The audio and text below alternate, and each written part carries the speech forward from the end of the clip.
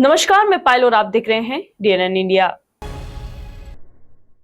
All India Congress committee के norms अनुसार आज प्रियंका चौधरी को राजस्थान महिला कांग्रेस कमेटी की उपाध्यक्ष बनाया गया। चौधरी को ये पद उनकी पार्टी में सक्रियता और ज्यादा से ज्यादा महिला मेंबरशिप जोड़ने के तर्ज पर प्राप्त हुआ, जहां ये संपूर्ण कार्यक्रम पुष्कर रोड स्थित एक निजी विद्यालय में आयोजित हुआ। कार्यक्रम में सरस डेयरी के अध्यक्ष रामचंद्र चौधरी व कांग्रेस के समर्थकों ने चौधरी का माला व साफा पहनाकर स्वागत किया और उनके उज्जवल भविष्य की कामना की।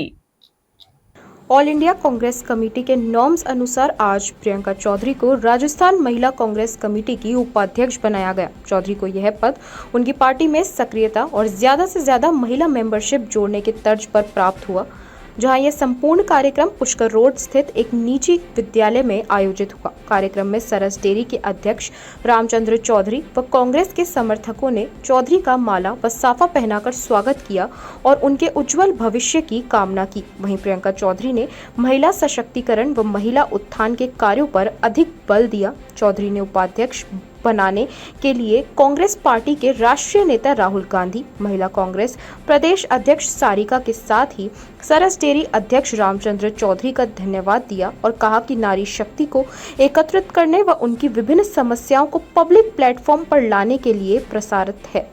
उपाध्यक्ष पद पर कार्यरत होकर पहली प्राथमिकता महिलाओं को रोजगार, उनकी पीड़ाओं का निस्तारण करने पर होगा। जिन महिलाओं ने विश्वास जताया, उनका आभार व्यक्त किया और कांग्रेस पार्टी से महिलाओं के जुड़ाव पर बल देने के विभिन्न प्रयास किए जाएंगे, जिससे देश भर में महिलाओं का दबदबा बना रहे और महिलाएं अपने हक, अपने कर्तव्य का निर्वहन कर देश को प्रगति की ओर ले जाए। प्रियंका जी को उपाध्यक्ष महिला कांग्रेस राजस्थान के बनने पर मैं उनको बधाई दे रहा हूँ और इनकी पारिवारिक पृष्ठभूमि बहुत मजबूत रही है। इनके पापा जो है कांग्रेस के मेरे टाइम जब मैं आया था उस समय अच्छे लीडर थे और मेरे साथ काफ़ी काम, जब जिलाध्यक्ष था, प्रदेश उपाध्यक्ष था, मेरे साथ खूब काम किया उन्होंने। और उसी पृष्ठभूमि को देखते हुए वो बाद में कांग्रेस में एक्टिव कम रहे और मैंने देखा उस पृष्ठभूमि के से जो परिवार की महिला को ये इंटरेस्टेड थी मिली मेरे से। मैंने इनको कहा भी आप महिला के विंग में काम करो, तो इन्होंने कम से कम भी 600-700 मेंबर बनाए जिले में, शहर में महिलाओं का।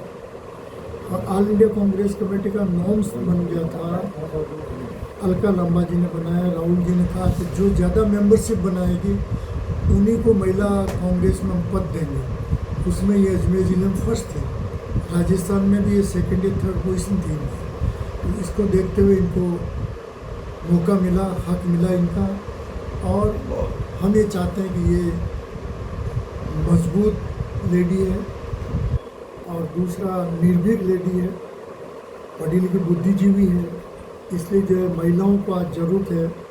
मैंने लोकसभा चुनाव में देखा कि महिला विंग हमारी थोड़ी कमज़ोर थी, तो हम चाहते हैं महिला विंग भी बहुत मजबूत हो। इनके आने से वो आपकी लक्ष्मी बुंदेल बनी है होगा, देहात में भी कोई अच्छी जनाधार की महिला को बनाएंगे। मैं प्रियंका चौधरी, सबसे पहले मैं धन्यवाद देना चाहूँगी नेशनल प्रेसिडेंट अलका लांबा जी, महिला कांग्रेस।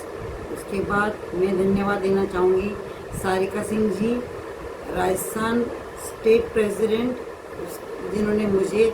उसके बाद मैं देना चाहूँगी रामचंद्र जी चौधरी साहब, जो मेरे पिता तुल्य हैं, जिनका हाथ मेरे सिर पे रहा है।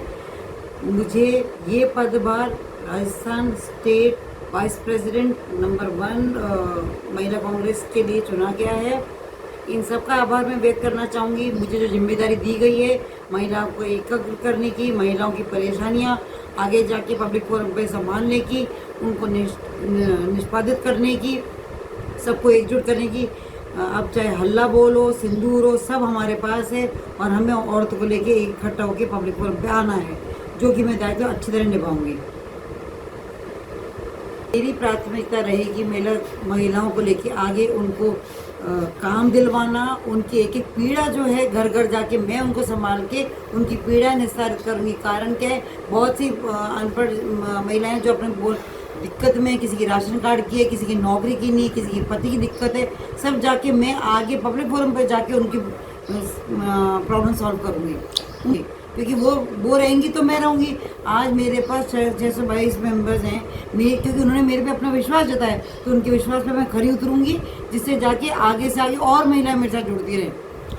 संगठन को मजबूत करने के लिए सारी महिलाओं को एकत्र करके आगे जो महिलाएं हैं हम लोग आगे आएंगी, तो संगठन को और एक बड़ा धक्का लगेगा, जिससे कि हम आगे और अच्छा काम कर सकें। महिलाएं एक बहुत बड़ा वीटो पार लेके चलती हैं। अगर हम महिलाएं सब साथ हो गई, महिलाओं ने कांग्रेस पे और अपना विश्वास जताया, तो हम और अजमेर के पंचल नगर स्थित सदगुरु इंटरनेशनल स्कूल में 15 दिवसीय वार्षिक ग्रीष्मकालीन प्रशिक्षण शिविर स्पेक्ट्रम 4.0 का समापन कार्यक्रम आयोजित हुआ। कार्यक्रम स्कूल परिसर स्थित प्रतिष्ठित सभागार आगाज द ऑडिटोरियम में हुआ। रिटायर्ड आर्मी ऑफिसर मेजर राखी चौधरी ने मुख्य अतिथि के तौर पर इस कार्यक्रम में शिरकत की। कार्यक्रम में विद्यार्थियों ने अपनी प्रतिभाओं का शानदार प्रदर्शन करते हुए ऑपरेशन सिंदूर का मंचन किया। अजमेर के पंचशील नगर स्थित सतगुरु इंटरनेशनल स्कूल में 15 दिवसीय वार्षिक ग्रीष्मकालीन प्रशिक्षण शिविर स्पेक्ट्रम 4.0 का समापन कार्यक्रम आयोजित हुआ। कार्यक्रम स्कूल परिसर स्थित प्रतिष्ठित सभागार आगाज द ऑडिटोरियम में हुआ। रिटायर्ड आर्मी ऑफिसर मेजर राखी चौहान ने मुख्य अतिथि के तौर पर इस कार्यक्रम में शिरकत की। कार्यक्रम में अजमेर के विभिन्न विद्यालयों के 600 से अधिक विद्यार्थियों ने अपनी प्रतिभाओं का शानदार प्रदर्शन किया।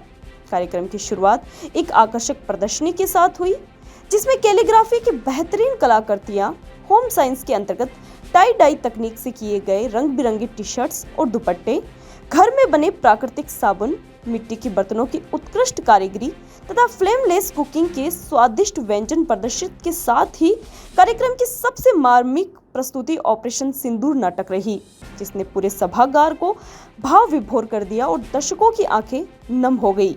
इस देशभक्ति से भरे नाटक ने सभी के दिलों में राष्ट्र प्रेम की भावना जगा दी। कक्षा 1 से 10 तक के विद्यार्थियों ने विविध कलाओं में अपनी प्रतिभा का अद्भुत प्रदर्शन किया। वहीं कुछ प्रतिभावान छात्रों ने शतरंज खेलते हुए साथ ही साथ अबेकस के जटिल सवाल हल करके अपनी बहुआयामी प्रतिभा का परिचय दिया। छोटी कक्षाओं के विद्यार्थियों ने फोनिक्स के माध्यम से शुद्ध उच्चारण का प्रदर्शन किया, जबकि स्पोकन इंग्लिश के छात्रों ने दर्शकों के साथ रोचक पहेलियों का खेल खेला। नृत्य की विभिन्न विधाओं में छात्र छात्राओं का प्रदर्शन अत्यंत प्रभावशाली रहा। शास्त्रीय नृत्य से लेकर पाश्चात्य नृत्य तक सभी ने अपना बेहतरीन कौशल दिखाया। जुबा की जीवंत प्रस्तुतियों ने लोगों को व्यायाम की नई तकनीक सिखाई। वहीं कंटेम्प्रेरी डांस के माध्यम से छात्रों ने इस कला विधा का महत्व और अर्थ अपनी प्रस्तुति के जरिए समझाया। छात्रों ने स्केचिंग, कोडिंग और फोटो मीडिया की तकनीकों का भी शानदार प्रदर्शन किया, जिससे उनकी तकनीकी समझ का पता चला। रिटायर्ड आर्मी ऑफिसर मेजर राखी चौहान ने कार्यक्रम की प्रशंसा करते हुए कहा कि विद्यालय प्रबंधन से भविष्य में भी इस प्रकार के कार्यक्रम आयोजित करते रहने का अनुरोध किया, ताकि पढ़ाई के साथ साथ बच्चों का समग्र विकास हो सके। कार्यक्रम के अंत में प्रधानाचार्य ने मुख्य अतिथि को स्मृति चिन्ह भेंट करके उनका सम्मान किया। धन्यवाद ज्ञापन और राष्ट्रगान की गूंज के साथ इस यादगार और प्रेरणादायक समारोह का समापन हुआ। नमस्कार, मेरा नाम है मेजर राखी चौहान। मैं रिटायर्ड आर्मी ऑफिसर हूँ। आज जो सतगुरु का प्रोग्राम हुआ, जिसमें मैं इनवाइटेड थी, इस परफॉर्मेंस को जितने भी यहाँ पे परफॉर्मेंस हुए उन्हें आकर के मैंने यहाँ पे देखा। और शुरुआत से अगर बताऊँ तो जो भी बच्चों ने यहाँ पर बनाया है, सजाया है, दिखाया है, चाहे वो खाने पीने के पदार्थ थे या कोई डेकोरेशन का सामान उन्होंने बनाया था, ये सारी की सारी चीज़ें मैं अचंभित हूँ देख करके कि इतने कम समय के अंदर बच्चों ने जितना सुंदर तरीके से बनाया है, ये इट्स जस्ट ब्यूटीफुल, मार्वलस, मतलब शब्द ही नहीं है उनको बयां करने के लिए। यहाँ तक कि जब हम यहाँ पे परफॉर्मेंसेस देखी बच्चों की, तो चाहे वो मैथमेटिक्स था, चाहे वो उनके डांस परफॉर्मेंसेस देखिए, जैसे कि बच्चों ने जान डाल दी थी। ये अगर इन्होंने इस समर वेकेशंस में सीखा है और इसको परफॉर्म इतना बेहतरीन तरीके से किया है, तो मानिए मेरी बात को कि आज ये मैं बता रही हूँ कि बच्चे जो हैं आज फ्यूचर बनाएंगे अपना, ये लिख लीजिएगा। इतना सुंदर तरीके से जो हम देख रहे हैं यहाँ पर स्टेज के ऊपर, इन्होंने उसके लिए कितनी मेहनत की होगी, मैं इस बात को समझ रही हूँ। यहाँ तक कि इन्होंने स्पोर्ट्स में भी बहुत अच्छा किया है, काफ़ी सारी चीज़ें सीखी हैं। उम्मीद करती हूँ इसी तरीके से बच्चे अपने यहाँ पे आके सीखते रहेंगे और इतनी ही सुंदर तरीके से अपना सारा परफॉर्मेंस देखते रहेंगे, अपने जीवन में भी देंगे और बहुत कुछ सीख करके जाएंगे यहाँ पे। आने वाले दिनों में मैं देखना चाहूँगी कि ये जो बच्चे हैं इसको आगे और भी अपने घर में या बाहर कहीं पे भी दोहराएं और ज़िंदगी की सीख लें। बहुत बहुत धन्यवाद। अजमेर के बजरंगगढ़ चौराहा पर पाइपलाइन टूटने से सड़क पर पानी करीब 1.5 घंटे तक बहता रहा, जिससे यातायात में परेशानी के साथ ही पानी की बर्बादी भी देखी गई। इस विषय पर संबंधित विभाग और जनप्रतिनिधियों से आमजन ने गुहार लगाई कि वे इस संबंध में संज्ञान लेवें। एक तरफ जहां अजमेर की आम जनता पानी की कमी की समस्या से जूझ रही है, वहीं दूसरी ओर शहर की सड़कों पर पानी बह रहा है।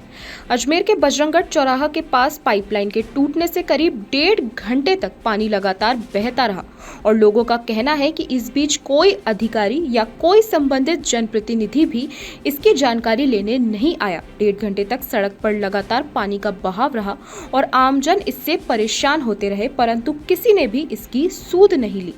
एक तरफ जहां इस भीषण गर्मी में आम जनता पानी की समस्या से परेशान हो रही है और आए दिन जलदाय विभाग को इस संबंध में शिकायतें दे रही है, और दूसरी ओर शहर में पाइपलाइन टूट गई और लगातार 1.5 घंटे तक पानी बहता रहा, जिससे न केवल आमजन उस बहाव से परेशान रहे अपितु पानी की बर्बादी भी हुई। संबंधित विभाग और जनप्रतिनिधियों से आमजन ने गुहार लगाई कि इस संबंध में संज्ञान ले। कप्तान सर्किल यहाँ पे 1.25 घंटे से पानी बह रहा है और सड़क इतनी ऊंची हो गई थी, काफ़ी ऊंची। ये तो दोनों साइड से लीकेज होने से थोड़ी सड़क वापस दब गई। लोगों को घर में 48 घंटों में पानी नहीं आ रहा है और यहाँ पानी है बेसाग बह रहा है और बरसात तक कोई ध्यान नहीं है। अभी कोई पीएचडी से कोई अधिकारी वगैरह आए क्या? नहीं आया सर। कितना टाइम हो गया यहाँ पे? 1.25 घंटा 45 मिनट हो गई। अभी पानी चल रहा है? पानी अभी भी चल रहा है। यहाँ रुकते हैं एक छोटे से ब्रेक के लिए। जल्द हाजिर होंगे खबरों की नए सफर के साथ। कैंसर बीमारी ही ऐसी है, चिंता तो होगी ना। लेकिन अब अपनी चिंता को बदलो विश्वास में, क्योंकि आदिनाथ कैंसर मेडिसिटी में है रेडियोथेरेपी, कीमोथेरेपी और कैंसर सर्जरी के उपचार के साथ आधुनिक सुविधाएं भी। विजिट करें आदिनाथ कैंसर मेडिसिटी एट चाची आवास Ajmer.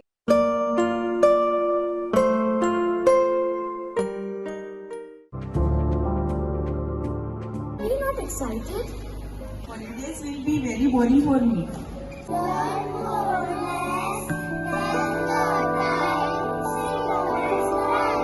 I opt for using black rice and sugar. This black rice has a very unique flavor.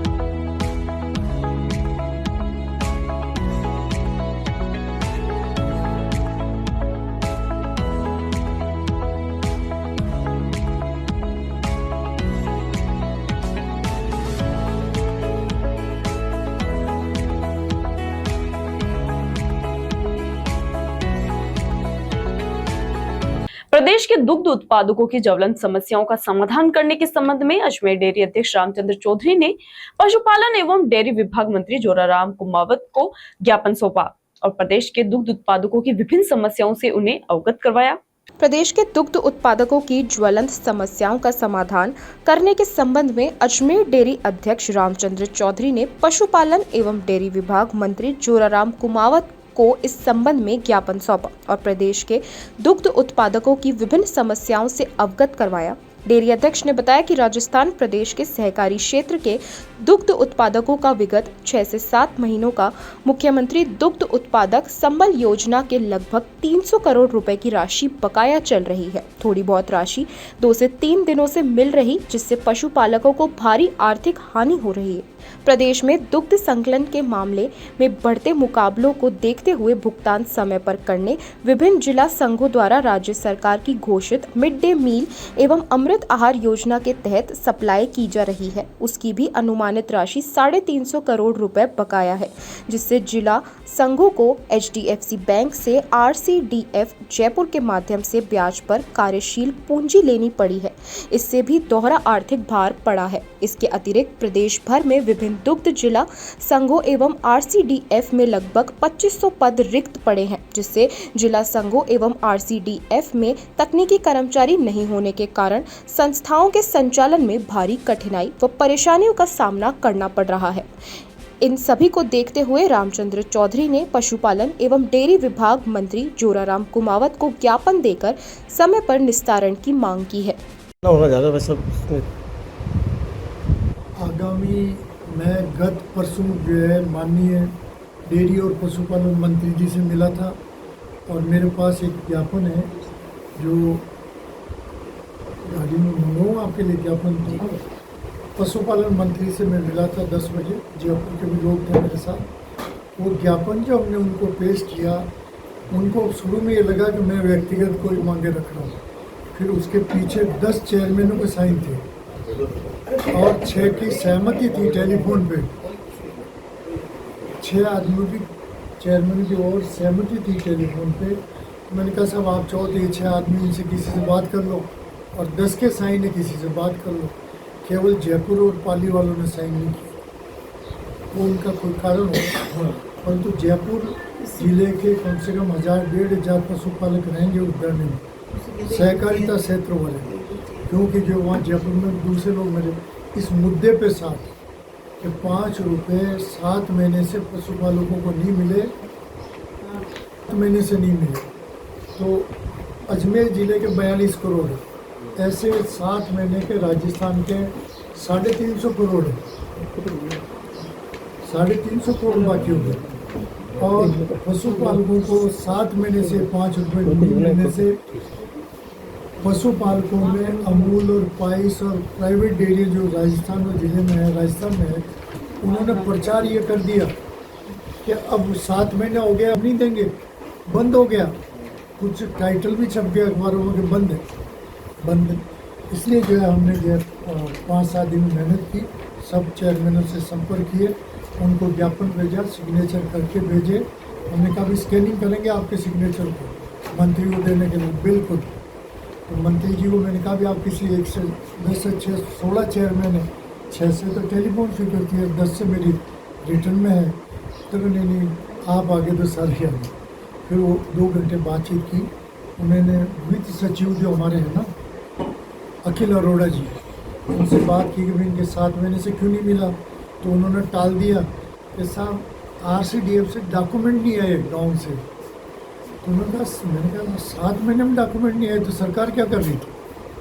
फिर उन्होंने RCDF वालों से पूछा कि साहब हमने सारे मई तक के डॉक्यूमेंट दे दिए इनको, अप्रैल तक के, गलत बता रहे हैं।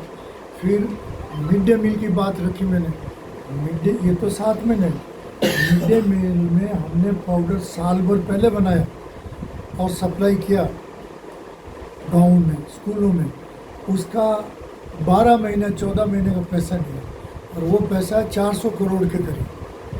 हमने हमारे ऊपर ट्रिपल मार हुई, पैसा नहीं आया पाउडर का तो हमें तो किसानों को देना पड़ रहा है। और मैंने दूसरी यूनियन से खरीद के जो पाउडर दिया इनको, उस पाउडर के भी तो पैसे मुझे तो देने पड़े।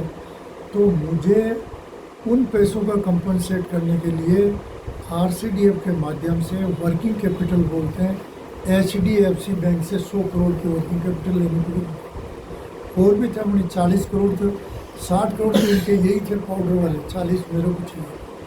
तो वो जो मिल्क अलवर, जयपुर, अजमेर और आपके ये बिलवाड़ा, हम यूनियन ने पूरे राजस्थान का पाउडर दिया। 350 करोड़ का उधार हो गया। इन्होंने 12-14 महीने पैसे नहीं दिए। एक तो वो पैसे हुए, दूसरा हमें पैसे की ज़रूरत पड़ी तो हमारा माल बैंकों में हम गिरवे रखते हैं, बैंकों में गिरवे रख करके हमने माल लिया, पैसा लिया, पशुपालकों को भुगतान किया पशुपालकों को भुगतान किया तो उसका 8.5% ब्याज देना पड़ा। और HDFC जिला पुलिस टीम व पुष्कर पुलिस ने संयुक्त कार्रवाई करते हुए एक पिस्टल व 5 कारतूस के साथ एक बदमाश को गिरफ्तार किया है। पुलिस ने बदमाश के खिलाफ मुकदमा दर्ज कर कार्रवाई शुरू कर दी है, जहां पुलिस अधिकारी ने बताया कि बदमाश के खिलाफ पूर्व में भी कई मुकदमे दर्ज हैं। राजस्थान पुलिस मुख्यालय के निर्देशानुसार पूरे प्रदेश में अवैध हथियारों के खिलाफ विशेष अभियान चलाया जा रहा है। इसी के तहत अजमेर में पुलिस महानिरीक्षक व SP के नेतृत्व में विशेष अभियान को गति देते हुए जिला पुलिस टीम व पुष्कर पुलिस ने संयुक्त कार्रवाई करते हुए एक पिस्टल व 5 कारतूस के साथ बदमाश को गिरफ्तार किया। पुष्कर पुलिस अधिकारी ने बताया कि विशेष टीम को मुखबिर की ओर से सूचना मिली कि पुष्कर इलाके में नामित बांसेली निवासी जेलाम सिंह घूम रहा है। इस सूचना पर SP वंदिता राणा के निर्देशानुसार कार्यवाही करते हुए बदमाश को मौके से दस्तयाब किया और बदमाश के कब्जे से एक पिस्टल व 5 कारतूस बरामद किए और पूरे मामले का पुष्कर थाने में प्रकरण दर्ज कर अग्रिम कार्यवाही शुरू कर दी है। पुलिस अधिकारी ने बताया कि बदमाश जेलाम सिंह पर पूर्व में भी कई आपराधिक मुकदमे दर्ज हैं। मुख्यालय की तरफ से पूरे राजस्थान में अवैध हथियार धारकों के खिलाफ कार्रवाई का एक विशेष अभियान चलाया जा रहा है। उसी अभियान के तहत जिला अजमेर में भी श्रीमान महानिरीक्षक पुलिस के नेतृत्व में और पुलिस अधीक्षक अजमेर के नेतृत्व में एक विशेष अभियान अवैध हथियारों के धरपकड़ के लिए चलाया जा रहा है। उसी अभियान के तहत कल हमारे यहाँ पुष्कर में विशेष टीम को इतला मिली थी कि पुष्कर इलाके में एक व्यक्ति है जिसका नाम जालम सिंह है, वो बासेली का रहने वाला है, जिसका पिछला काफ़ी क्रिमिनल रिकॉर्ड भी है। वह व्यक्ति अवैध हथियार के साथ घूम रहा है। उस सूचना पर श्रीमान SP साहब के निर्देशानुसार तुरंत मौके पर पहुंच के उप व्यक्ति जालम सिंह को दस्तयाब कर उसके कब्जे से अवैध पिस्टल और कारतूस बरामद किए गए और उस पर पुलिस थाना पुष्कर पर एक प्रकरण दर्ज किया गया है। उक्त व्यक्ति जो है जालम सिंह का काफ़ी आपराधिक रिकॉर्ड है और पूर्व में भी अवैध हथियारों के साथ और लूट के प्रकरणों में ये गिरफ्तार। खबरों के सफर में अभी सिर्फ इतना ही, फिर हाजिर होंगे खबरों की नई सफर के साथ। तब तक के लिए दीजिए इजाजत। नमस्कार।